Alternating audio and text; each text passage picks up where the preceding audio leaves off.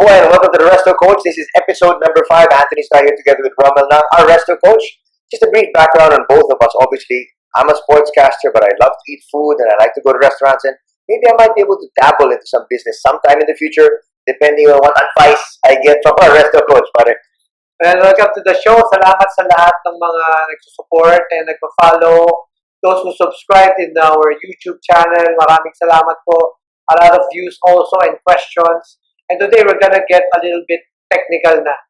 So we went on the soft side, sit for you, restaurant business for you, ando na tayo eh. So ngayon, medyo technical tayo. We're gonna talk about menu development. Okay, before we do that, balikan muna natin yung last episode. Kasama natin si Sir. Yes, ano yung mga top 3 learnings natin dun sa episode natin yun? Ako personally, nagustuhan ko yung sinabi niya, from a younger resto negosyante. Sinabi rin niya yung mga paborito ko, like, creating the systems needed. And then, of course, yung paborito ko ron yun, how he felt that he needed to give back. 2 out of 3, the purpose niya dun, or yung mga rewards na nakuha raw niya from the business is mostly para sa iba eh. He found it fulfilling, and then he wanted to share through employment and all of those stuff. So at least makikita po natin yun yung mga benefits na makukuha nyo. Not of course also the financial gains if your restaurant is able to do well dito sa ganun. Pero ang dami pa mga iba mga factors na you can just actually derive from this restaurant business. Yeah, ang sa akin napakahalaga that hearing from a younger restaurant negosyante na he recognizes the fact that it's about sustaining and growing a business. Hindi lang siya yung magsimula ka, mag-expand ka, and then you stop. It's about continuing it so that others will also benefit aside from your family. Okay, which brings us now to our topic dito sa show natin ito for episode number 5. What do you want to impart to all of our listeners out there? As I've said earlier, medyo mas technical na tayo. We will start by doing menu development. Okay. Sinabi ko yan ng nakaraang mga episodes, magsisimula ang lahat sa restaurant business sa pag-develop ng sarili mong menu. Okay, how do you do that? Obviously, before you get into restaurant business, you want to be able to get into a certain line, so to speak. Now, when you think of the menu, what is the very first thing na kailangan isaulo mo? Well, yung recognition muna that a lot of the future of the business will rely on the menu development itself. So today, we're gonna particularly touch on developing your signature dish. Sinabi ko yan na sa coach and as a person, as a resto negosyante, gusto kong sabihin na ito yung personal take ko. You must have a signature dish. Pag-uusapan natin today yan.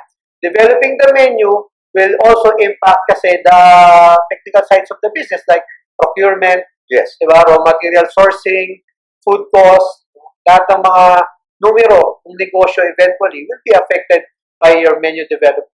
When you talk about menu, obviously, if you look at the restaurants before, talked about, let's say, the Japanese restaurants, before when you go to certain Japanese restaurants, they have just about everything. But then now you see restaurants coming in and they just have one signature dish, similar to what you're saying right now. So, obviously, you have to come up with an idea of what you want to do. Do you want to have the entire menu? Or do you want to have that signature dish and then stick to it and just have a few on the side? What would you think would be the most advisable? Pareho naman tama. But as I've said earlier, for example, if you have a wide menu or a broad menu, maraming implikasyon yan. Lalaki kusina mo. Tama. Okay, lalaki yung inventaryo mo. So the inventory would be a lot of items, and you would, of course, affect the space of the restaurant, which is very important also because real estate or yung location is very important too, and we'll talk about that in another episode. But if you make the menu big, expect to have a bigger restaurant, a lot of need for storage areas and equipment, and of course, a place to keep your items.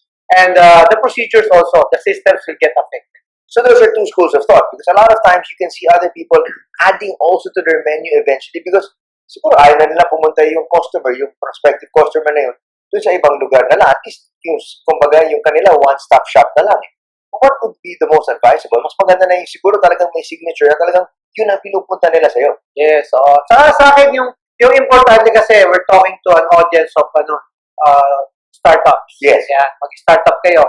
Siguro maganda magsimula muna kayo with a few items. Pero yung sinabi nga natin, from past episodes pa, sinasabi na natin, you should have, and you must have actually, a signature dish. Okay, when you talk about the signature dish, what comes to mind? What should you be thinking before you come up with that for your particular restaurant?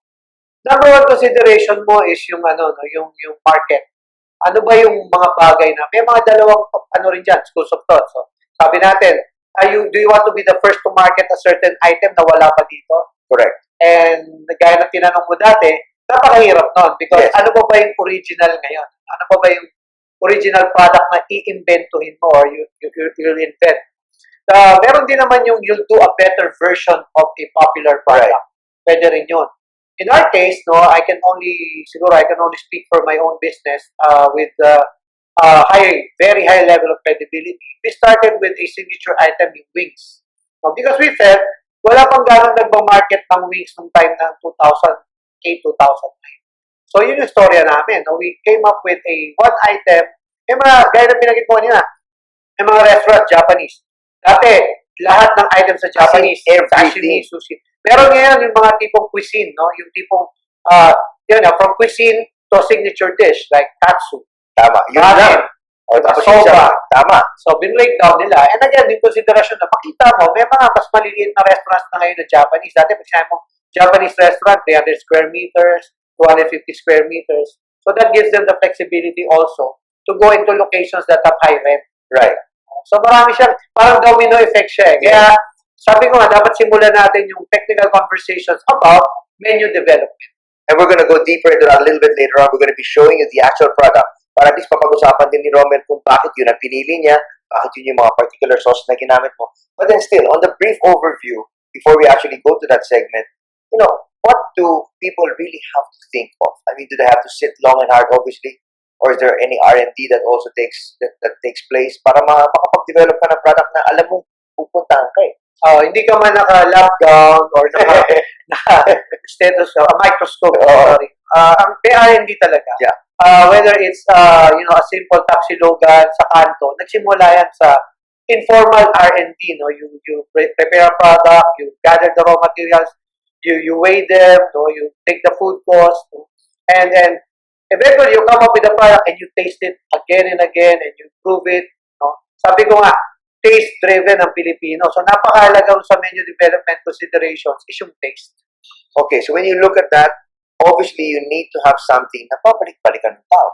So, obviously, you're looking for something that will really pique the interest and the taste of the individual. Yes. So, sa amin, yun yung talagang naging single determining factor, craveability. Kailangan kinikrave. Parang sa Tagalog, walang katumbas yan eh. Pero the closest would be pinaglilihan. Yung kahit madaling araw, hinahanap-hanap mo na you'll do everything para matry mo lang yung product. So, yung craveability is one factor. And when you have that menu, there's the bell. When we come back, we're gonna show you the actual product and then pag-uusapan nga natin kung bakit yun yung mga pinili niya. We'll have all of that when we come back.